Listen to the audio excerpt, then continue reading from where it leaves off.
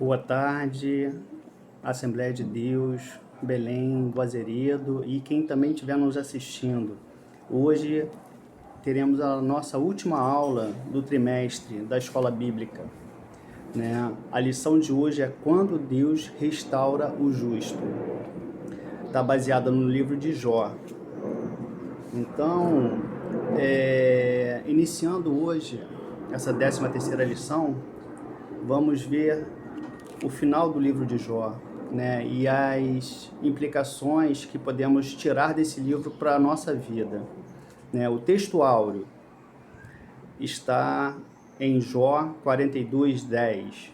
E o Senhor virou o cativeiro de Jó quando orava pelos seus amigos, e o Senhor acrescentou a Jó outro tanto em dobro, a tudo quanto dantes possuía.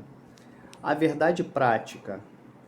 A restauração do ser humano acontece em razão do amor e da misericórdia de Deus, e não como consequência do esforço pessoal, piedade ou atos de bondade. E a leitura bíblica em classe está no livro de Jó 42, do 1 ao 17, que diz assim: Então respondeu Jó ao Senhor e disse: Bem sei eu que tudo podes, e nenhum dos teus pensamentos pode ser impedido. Quem é aquele, dizes tu, que sem conhecimento encobre o conselho?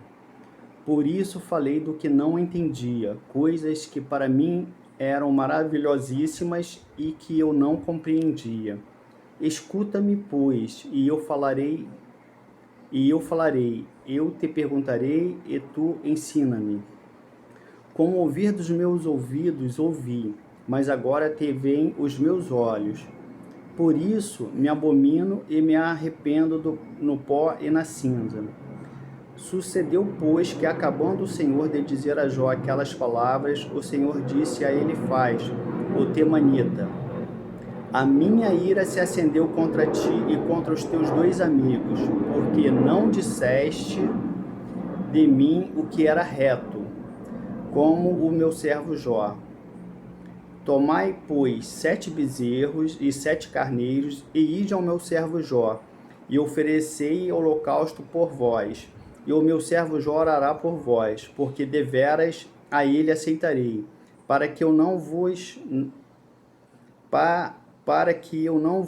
não trate conforme a vossa loucura, porque vós não falaste de mim o que era reto, como o meu servo Jó. Então foram Elifaz, o temanita, e Bildade, o suíta, e Zofar, o naamatita, e fizeram com o Senhor lhes dissera, e o Senhor aceitou a face de Jó. E o Senhor virou o cativeiro de Jó quando orava pelos seus amigos, e o Senhor acrescentou a Jó outro tanto em dobro a tudo quanto dantes possuía. Então vieram a ele todos os seus irmãos e todas as suas irmãs e todos quantos dantes o conheceram, e comeram com ele pão em sua casa, e se condoeram dele, e o consolaram de todo o mal que o Senhor lhe havia enviado. E cada um deles lhe deu uma peça de dinheiro, e cada um pendente de ouro. E assim abençoou o Senhor o último estado de Jó, mais do que o primeiro, porque teve 14.000 ovelhas, 6.000 camelos, 1.000 juntas de boi e 1.000 jumentas. Também teve 7 filhos e 3 filhas, e chamou o nome da primeira Gemima, o nome da outra Késia, e o nome da terceira Querem-Rapuque. E em toda a terra não se acharam mulheres tão formosas como as filhas de Jó. E seu pai lhes deu herança entre seus irmãos. E depois disto viveu Jó 140 anos, e viu seus filhos e aos filhos de seus filhos, até a 4ª geração. Então morreu Jó, velho e farto de dias. Que bonito, né, irmãos? Quando Deus restaura o homem, né? E o fez prosperar abundantemente, em dobro, né? Os objetivos dessa lição serão sublinhar a atitude humilde de Jó em receber a repreensão divina pelos equívocos cometidos, destacar a espiritualidade de Jó, na intercessão pelos seus amigos e comentar sobre o último estado de Jó e suas implicações positivas para o entendimento do livro. Tá? Então, feito essas leituras, vamos propriamente entrar na lição, né, como um todo. Quando Deus restaura o justo. A introdução. Nesta última lição, trataremos sobre a restauração de Jó. Veremos que ele se humilha diante de Deus e intercede por seus amigos. Confirmaremos também que o testemunho de Deus sobre Jó provou ser verdadeiro e seus amigos tiveram que se retratar. Durante toda a provação, ele se manteve íntegro e não lhe foi atribuída impiedade alguma, ou seja, não lhe foi atribuído nenhum pecado. Pelo contrário, o Senhor restaurou de forma grandiosa. Né? Se formos lá para o retorno do início da lição, né, enquanto Deus estava no céu, o diabo se apresentou diante de Deus e propôs, né, a Deus que se ele tocasse em Jó, Jó blasfemaria contra Deus. Né? E Deus lhe deu a permissão, né, de primeiro tocar nos seus bens, depois tocar na sua saúde. Né? Jó se viu no meio de um grande sofrimento, onde ele perdeu todos os bens que ele tinha, seus filhos, sua casa, seus animais, seus empregados, como também a sua saúde. Né? Mas Jó se manteve firme e não blasfemou contra Deus. Né? Então, a primeira parte da lição vem a humilhação de Jó. Jó, ele é humilhado. Os capítulos 38, 39 e 40 demonstram como Deus expôs a Jó a sua onipotência na criação e sabedoria em preservá-la. Deus mostrou a Jó que este era incapaz de compreender a dinâmica da criação, mas, sobretudo, fazer algo parecido com ela. Né? Porque Jó, no meio do seu sofrimento, ele começa a fazer uns questionamentos a Deus, né? O porquê daquilo. Né? E Deus repreende Jó. Né? Deus, no meio de um vento, fala a Jó e começa a questioná-lo. Jó, onde estava você quando eu fiz os fundamentos da terra? Onde eu criei o mar e impus seus limites? Né? Quando criei os luminares, os abismos? E Deus foi mostrando a Jó a complexidade, né, da mente divina e de sua criação, para que Jó reconhecesse diante daqueles fatos a sua pequenez diante de Deus, né? Que nós não podemos questionar a Deus, né? Quando muito podemos orar, pedir compreensão, alívio nas nossas dores, sustentação do Espírito Santo, mas questionar a Deus quando a gente chega a cometer esse tipo de coisa é porque já estamos no limiar da nossa fé, né? Hoje passamos a questionar o nosso Criador. E nós devemos exaltá-lo, né? Glorificá-lo e louvá-lo. E Jó reconhece que os seus questionamentos eram injustos. E se ele não era capaz de fazer o que Deus fez, então não poderia criticar os caminhos divinos. E nisso Jó, né, ele recebe a repreensão e aceita. E passa a ter uma atitude diferente, reconhecendo o quão ele é pequeno diante do seu Criador e da sua criação. Aí no tópico 2 vem a reverência e submissão. Diante da assombrosa visão da criação de Deus, Jó agora exclama: bem sei que tudo podes, que está em Jó 42, versículo 2. E esse versículo demonstra que a reverência e submissão diante de Deus. Ele percebe que tudo que aconteceu em sua vida tinha um desígnio divino e, portanto, era tolice discutir e questionar a sabedoria de Deus. Quem é aqueles, diz isto, que sem conhecimento encobre o conselho? Por isso falei do que não entendia. Isso está em Jó 42, 3. E Jó 38, 2.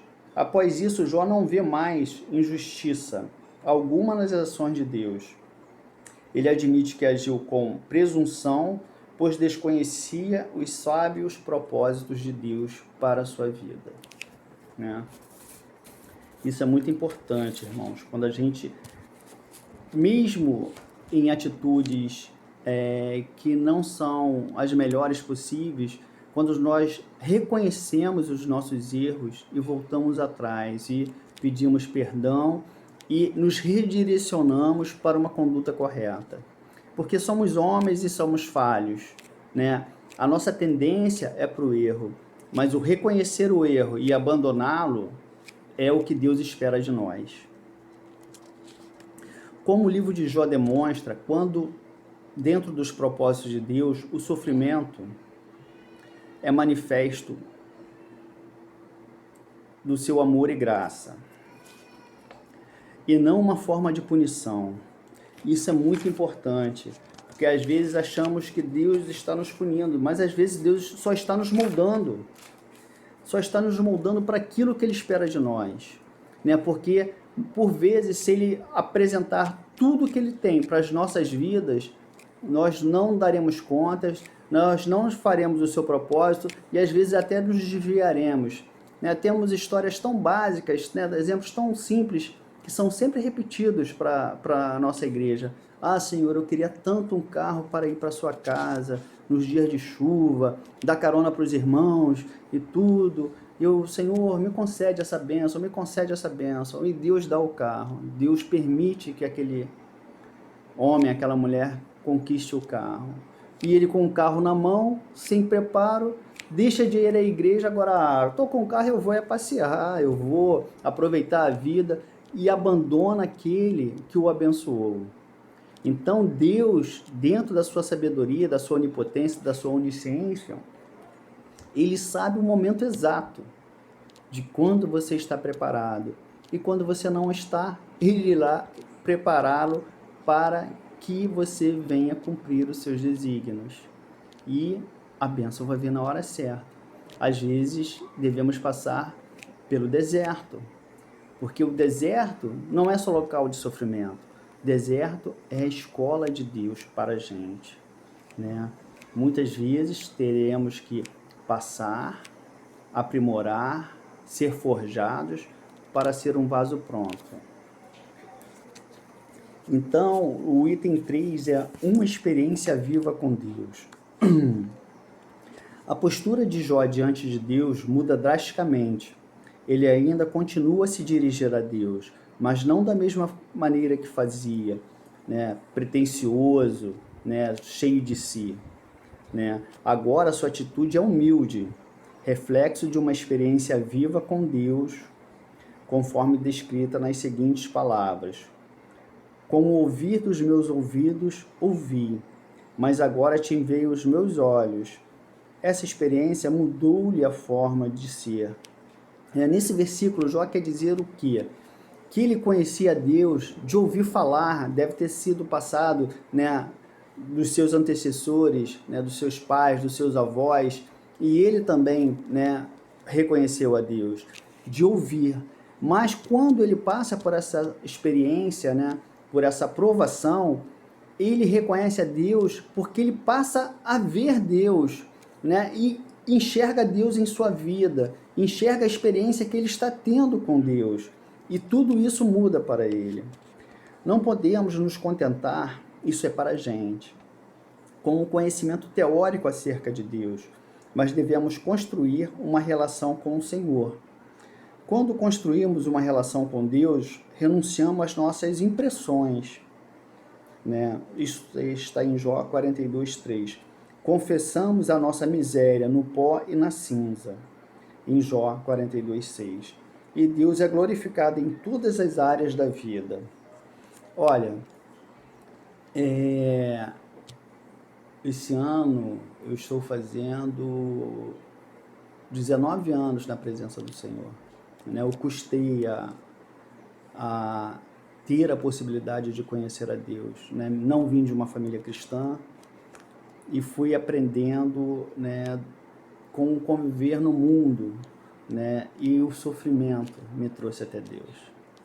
Às vezes temos que passar por sofrimentos para buscar o nosso Criador. E comigo foi dessa forma. E no início da minha vida cristã, Deus, né, como eu a aceitei, e na realidade o que Deus quer da gente é um relacionamento direto. Na minha visão anterior, eu sempre acreditei em Deus, mas não sabia onde encontrá-lo. E achava que Deus era, como é, um ser onipotente, onisciente, grandioso. Mas por ele ser tão grande, eu não sabia que ele poderia ser íntimo a mim, né? Mas o que Deus busca é uma relação íntima com cada ser, com cada cristão, com cada filho que ele tem.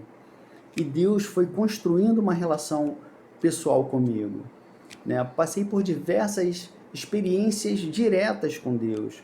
Uma vez orando no monte, aonde eu me ajoelhei e tirei um período de oração, não me sei de quanto tempo, meia hora, 40 minutos, uma hora, não sei. Mas quando eu levantei, era uma relva alta, né? E quando eu levantei o meu corpo ali daquela relva, era noite e não havia luz nenhuma naquele lugar.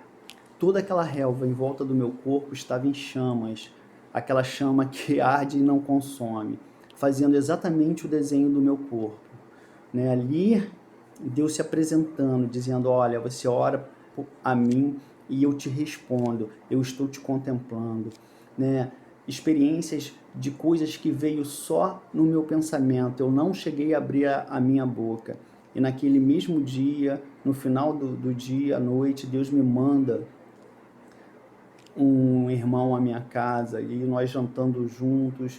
Ele é tomado pelo Espírito Santo e ele revela tudo o que passou no meu pensamento, todas as palavras. E não era uma coisa comum. Eu estava questionando a Deus porque um jovem de 19 anos tinha uma doença neurológica progressiva, né, que no meu pensamento eu falei, isso pode ser demônio, mas eu tive medo de orar para aquele rapaz e o demônio se manifestar, né, para você ver que não era uma coisa comum, não era uma coisa cotidiana do dia a dia. E aquele jovem que foi à minha casa jantar comigo falou, né, você naquele seu local de trabalho, você teve medo, mas eu te digo, você não expulsará pelo teu pouco poder, mas pelo poder do meu nome, né? E eu não abri a minha boca, ninguém saberia aquilo, só Deus que leu o meu pensamento e construindo uma relação comigo. Isso ele está dizendo, olha, eu sou real, eu estou na sua vida, eu te contemplo, eu te guardo. Uma outra vez, aliás, por 2 vezes, Deus usou a minha vida e me pediu para que eu orasse por 2 enfermas, aliás, 2 enfermas, uma criança de 11 anos e uma jovem de aproximadamente 20 anos. A criança tinha uma doença neurológica progressiva, uma miastenias graves, e a outra maior tinha tido um filho e já sangrava há 48 horas, veio de um outro hospital. E as duas estavam em estados gravíssimos, isso em períodos diferentes, elas não estavam internadas no mesmo período, no CTI, do hospital em que eu trabalhava. E Deus me pediu, ore por elas, repreenda o espírito da morte. Hoje, a população no geral tem noção do que é saturação, né, de oximetria, né, devido à Covid. Né, e hoje se diz, se tiver abaixo de 90%, procure o hospital. Aquelas 2 pessoas, além de todo o restante do quadro hemodinâmico, de pressão arterial e outras complicações, a saturação delas era inferior a 65%, né, já quase que incompatível com a vida. O respirador mandava 100% de oxigênio, mas elas não conseguiam absorver no seu corpo. E o médico, em uma delas, falou, Paulo, eu não tenho mais nada que fazer, eu vou descansar, porque já fizemos tudo que era possível. E naquele momento Deus falou assim, ore por ela. Eu comecei a orar do pé, né, aonde fica o pé do paciente na cama, e Deus falou, não, coloque a mão sobre a cabeça dela, repreenda o espírito da morte. E eu orei. Né? E essas 2 pacientes, com menos de 60 horas, tiveram recuperação plena. Uma eu nem cheguei a ver, porque quando eu cheguei para trabalhar, ela já tinha tido alta do CTI. E a outra, quando eu cheguei, ela estava jantando, comendo uma bandeja dada pelo serviço de nutrição. E eram pacientes que se, né, pelo seu próprio organismo, elas viessem a se recuperar, que era praticamente impossível, seriam internações de 40, 60 dias pelo menos, devido à gravidade do quadro que elas apresentavam. Mas uma oração, uma ordenança de Deus que eu obedeci, né, levou cura àquelas pacientes. Agora eu lhe pergunto, Deus precisava da minha vida para orar para aquelas pacientes? Claro que não. Bastava uma palavra sair de sua boca e elas levantariam no mesmo momento. Mas naquele instante Deus estava construindo uma relação de intimidade comigo. Ele sempre provando para mim, olha, eu sou real, eu sou por você, eu existo, cumpra a minha palavra. E o que devemos buscar, irmãos, é essa relação direta com Deus, nos tornarmos íntimos dele, saber ouvir a sua voz. Por uma ocasião, para tomar uma decisão, eu falei, Senhor, quero ouvir a sua voz e tudo. E Deus me respondeu, mas aquilo não era a decisão que eu queria. Eu falei, não, isso não é a voz de Deus. E Deus bradou, você conhece a minha voz e sabe que sou eu. Então, muitas vezes, faremos coisas que não é a nossa vontade, mas se for na vontade de Deus, eu posso te garantir, você está tomando a melhor atitude da sua vida. Tá? E a parte 2 dessa lição, a intercessão de Jó e a ira de Deus. Após Deus ter dirigido a Jó, o Senhor volta-se a Elifaz, o temanita. A minha ira se acendeu contra ti e contra os teus 2 amigos, porque não disseste de mim o que era reto, como o meu servo Jó.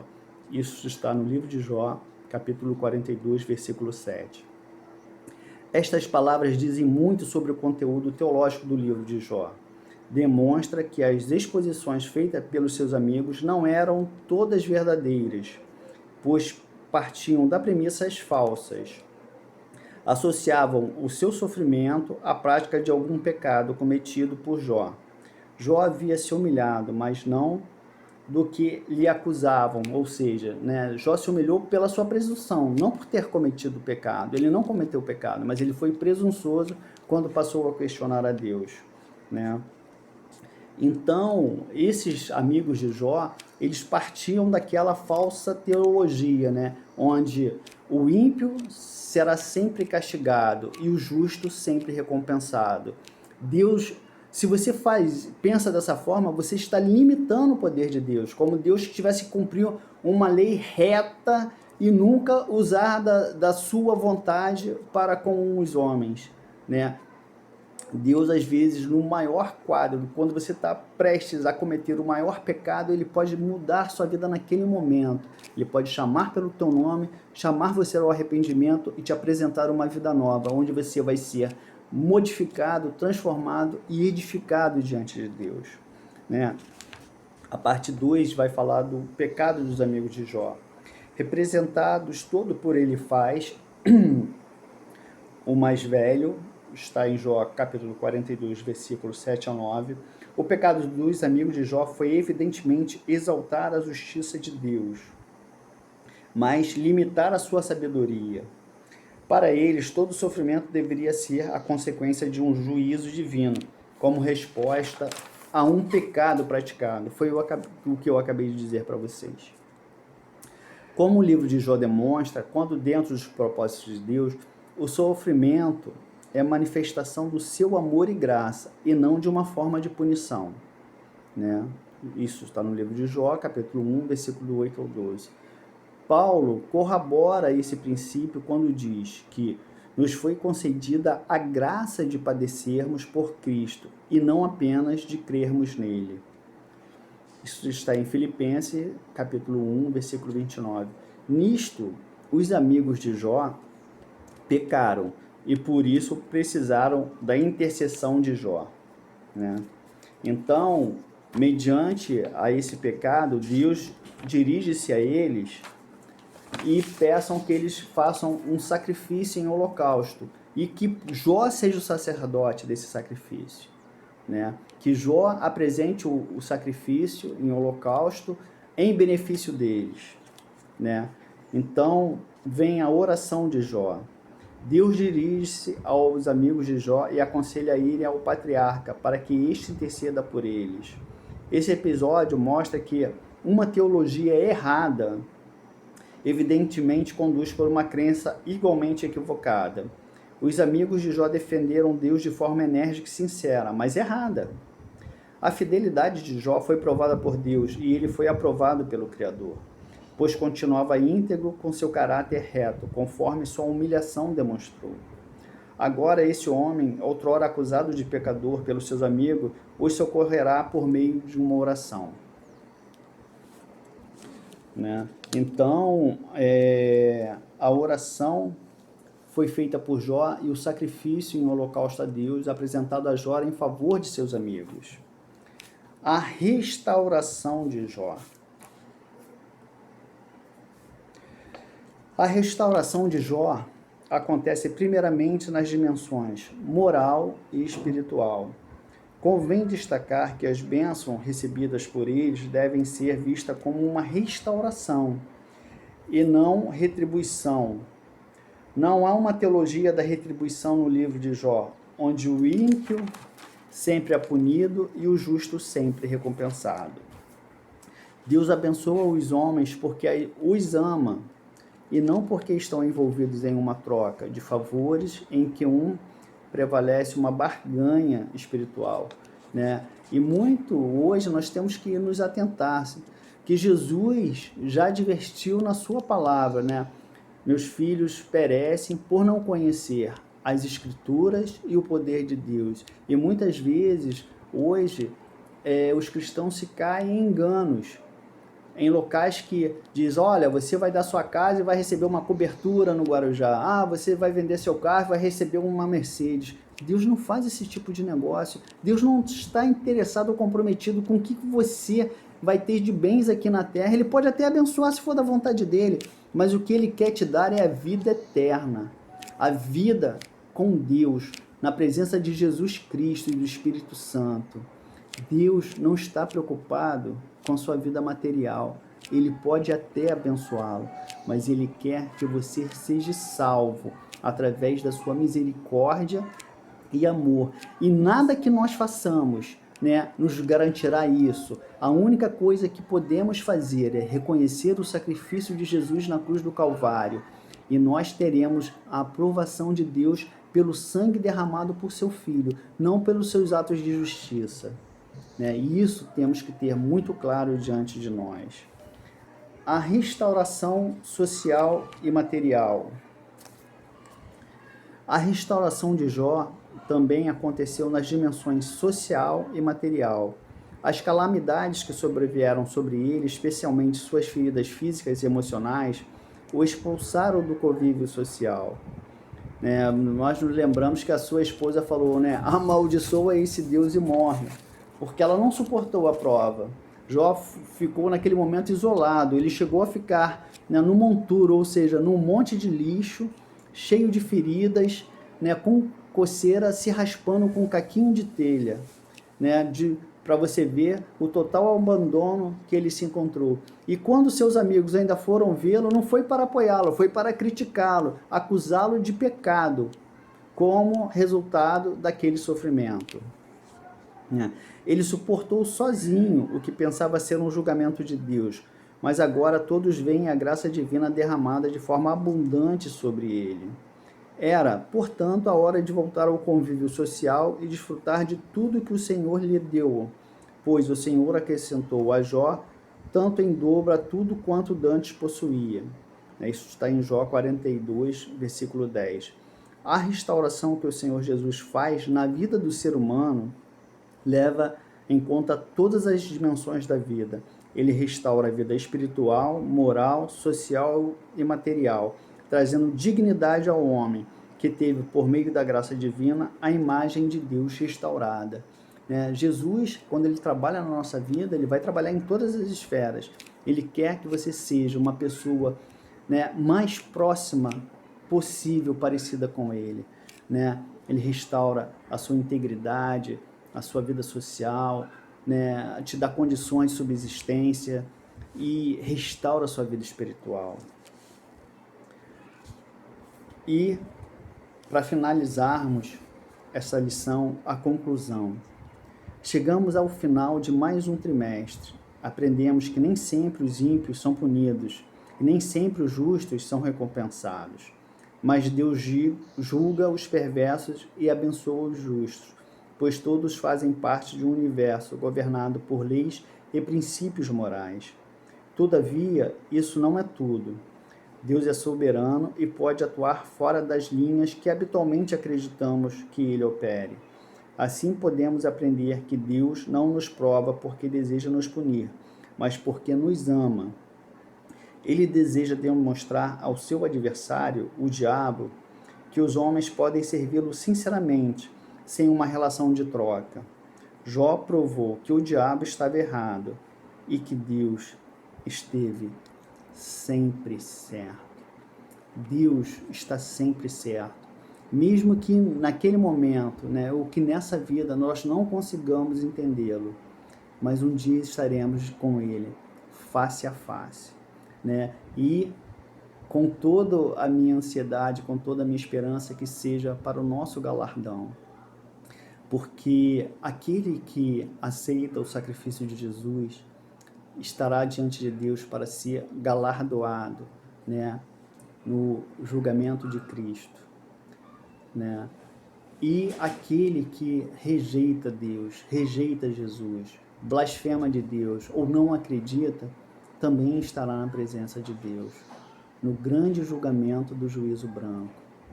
E esse julgamento, infelizmente, só será para condenação, onde toda língua confessará e todo joelho se dobrará e confessará que Jesus é o Senhor. E serão lançados no lago de enxofre, no lago de fogo e enxofre, que nós não venhamos a passar por isso, que permaneçamos firmes na busca do nosso alvo, que é Jesus Cristo. Sabemos que estamos vivendo os últimos dias, que estamos no início das dores. Não sabemos quanto tempo esse trabalho de parto durará, mas ele já se iniciou. Que nós não deixamos a apostasia nos separar de Deus, O que vemos nas igrejas neste momento é seu esvaziamento, mas temos que orar por aqueles que estão se distanciando para que retornem, para que não sejam surpreendidos, pelo que Jesus anunciou por diversas vezes. Eu virei como ladrão, um ladrão na noite, onde não estarás apercebidos, mas que possamos estar vigilantes para a hora que o Senhor Jesus vier buscar a sua igreja. Esta é a mensagem que eu deixo para vocês nessa última aula da escola bíblica desse trimestre. Até o próximo ano, onde novas lições aprenderemos e que venha nos aprimorar na presença de Deus e na busca da nossa salvação.